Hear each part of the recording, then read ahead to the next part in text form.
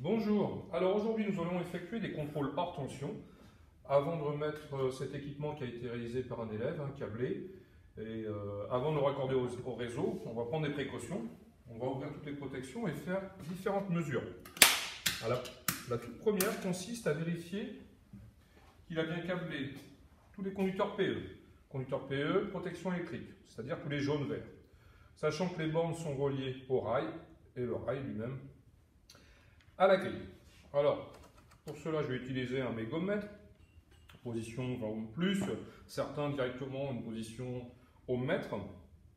Il est capable de délivrer 0,2 ampères, il respecte bien la norme et il sonnera si il a une valeur inférieure à 2 ohms, qui est la norme. Là, en l'occurrence, j'ai 0,18, c'est la résistance des conducteurs. Alors, pour gagner du temps, je vais mettre une pince crocodile, je me mets sur la grille. Et je vais commencer par vérifier que toutes les bornes jaune-vert sont bien reliées entre elles à la grille. Sachant que sur une borne jaune-vert, je ne dois avoir qu'un seul conducteur qui arrive et qui est raccordé. Je vais vérifier ici, j'ai des masses métalliques. Donc mes capteurs sont bien reliés. Je vérifie aussi la masse métallique de mon transformateur. Ici, également, parce que j'ai une barrette de terre sur mon répartiteur tripolaire plus neutre. Alors une particularité, j'en profitais de vous montrer ça ici, j'ai des conducteurs raccordés et des bornes où il n'y a pas de conducteur amené. Quand le câblage est définitivement réalisé, toutes les vis où il n'y a pas de conducteur doivent être vissées. Ça c'est la norme qui le stipule. C'est une obligation avant de commercialiser et d'installer le câblage. Donc voici pour le PE. Donc on a dit une valeur inférieure à 2 ohms. On va passer maintenant à l'absence de court-circuit.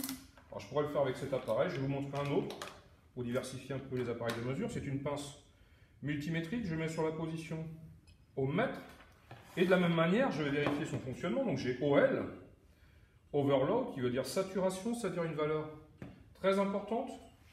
Et si je touche mes pointes de touche, on spread, je trouve 0 ohm et ça bip. C'est une option le beeper. Donc là, je vais le faire entre quoi et quoi? Je vais le faire entre les conducteurs actifs et le PE et entre les conducteurs actifs. Alors, un exemple, je me mets ici, conducteur actif et le PE, j'ai OL, donc overload, saturation, très grande valeur, on va dire l'infini. Ici aussi, toutes les phases. Et après, entre les conducteurs actifs. Alors, pour que ce soit plus pratique, je mets en haut, je recale, phase 3, ensuite phase 1, phase 2, et phase 3, et phase 2, et phase 3. Je n'ai aucune résistance égale à 0, ou proche de 0. Donc ce que j'ai fait déjà, j'ai vérifié ici. Maintenant, je vais vérifier ici, sur cette partie puissance. Donc je vous laisse l'appareil en visu, et je vais les vérifier. Donc après l'interrupteur, parce qu'en fin de compte, le bornier est relié en amont de l'interrupteur sectionneur, je vais vérifier également en aval. Donc là, je n'ai aucun contact. Je peux faire une petite manipulation également parce que j'ai un cas particulier. Ici, j'alimente un moteur triphasé, un moteur mono. J'ai également un transformateur. Alors ce que je vais faire, je vais fermer ici les bornes. Remarque, j'ai vérifié au-dessus là. Donc en fait, je n'aurai aucun court-circuit. Par contre, je vais vérifier, moi ici sur les bornes du moteur, si j'appuie sur mon KM, est-ce que j'ai fait une erreur ici? Et ici, quelque chose de particulier, j'ai un moteur mono. Donc là, du matériel tripolaire, câblé en mono, c'est particulier. Donc on va vérifier quand même qu'il n'y a pas de court-circuit. Donc pour cela, on va se mettre sur les bornes du moteur. Et ici, j'appuie sur KM1. Donc j'ai toujours OL. Donc c'est bon. J'ai toujours OL, aucun contact entre les bornes. Je passe au moteur monophasé, c'est là où souvent il y a le plus d'erreurs. J'appuie, j'ai toujours OL, c'est-à-dire l'infini.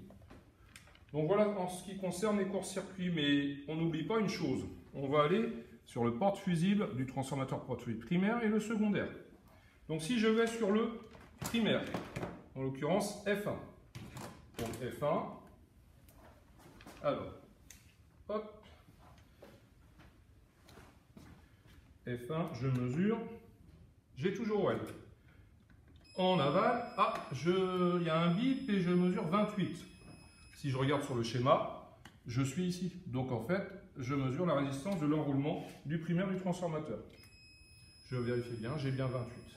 Ensuite, on passe au F2 en amont. Ici, je mesure, pareil, bip, 0,6 ohms. En fin de compte, c'est la résistance de l'enroulement secondaire du transformateur. Mais je vais quand même faire une dernière sur le circuit de commande. Ça bip encore. J'ai 5,6. Alors 5,6, pourquoi? Ici, je passe sur le folio 2. Donc le folio 2, le voici. Je me retrouve là. Ici, j'ai pris la précaution d'appuyer sur l'arrêt d'urgence. Il est verrouillé. Donc ça ne peut pas être cette bobine-là. Je continue, circuit ouvert ici. J'ai rien qui pourrait faire en sorte que ça sonne. Je continue sur le folio 3. Folio 3, ici c'est ouvert. Ici, j'ai un contact normalement fermé, NC, et qui ferme le circuit par KA5. Donc si j'appuie sur mon capteur, ici plutôt, niveau haut, ça arrête de biper. Logique, j'ai ouvert le circuit. Mais je vais aller plus loin parce qu'on a un cas particulier. Ici, le Q1 est ouvert, donc il n'y a pas de problème. Il est ouvert, donc ça ne peut pas sonner. Ici, il est ouvert, ça ne peut pas sonner. Par contre, ici, j'ai un voyant. Alors, suivant la technologie utilisée, ça peut être un voyant, ça peut être en fait soit une LED ou une ampoule. Je vérifie, si j'ai une ampoule, je trouve 44 ohms, à peu près. Donc, logiquement, j'aurais pu trouver 44 ohms. Par contre, si j'ai une LED, ce qui est utilisé de plus en plus, là, j'ai bien overload, donc il n'y a pas de liaison. Voilà ce qui concerne l'absence de court-circuit. On va passer enfin au troisième test, qui est le test d'isolement. Alors, il faut savoir, c'est la norme qui le stipule, que lorsqu'on a une tension comprise entre 50 et 500 volts, la tension d'essai est de 500 volts continu. Donc je prends mon mégommètre de nouveau, 500 volts continu, et je peux régler l'alarme. Là, elle est réglée à 1 million d'ohms, mais normalement, c'est 500 volts. Et donc, 1000 ohms par volt, ça fait 500 000 ohms, soit 0,5 mégohms, la valeur max. Et entre quels conducteurs je dois vérifier? C'est entre les conducteurs actifs et le PE. Et aussi les conducteurs actifs, mais on considère que le neutre c'est un conducteur actif, donc on vérifie également le conducteur actif. On vérifie l'appareil aussi quand même avant tout.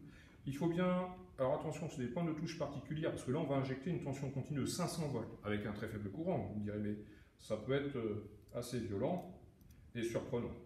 Donc là, je vais faire toucher, voilà, j'appuie. Je trouve 0 ohm. Là, j'ai l'indicateur 0 mégaohm. Par contre, ici, vous comprenez bien, si c'est isolé, c'est-à-dire que ça ne se touche pas. Là, j'ai OL, overload, gigaohm, 10 exposant 9. Ici, en fait, où est-ce qu'on va vérifier l'isolement pour une installation comme celle-ci? C'est vérifier qu'il n'y a aucun conducteur, notamment de la prise que je vais raccorder sur le réseau, parce que vous imaginez, s'il y a phase neutre ou phase terre qui se touchent, à l'intérieur ou sur le bornier, quand on va mettre sous tension, ça va faire des flashs. Et c'est dangereux. Donc j'ai vérifié entre le neutre, la phase 1, j'injecte ma tension, on reste appuyé dessus, et là je trouve OL, gigaohm, donc, et on trouve une valeur supérieure à 0,5 mégohms, donc c'est bon, largement. Là on est à l'infini, hein. Aucun contact. Voilà. Phase 2, phase 3, on vérifie entre tous les conducteurs actifs. Voilà, toujours OL. Toujours OL. Et je n'oublie pas, entre le PE, je vais prendre ma pince crocodile, ce sera plus facile.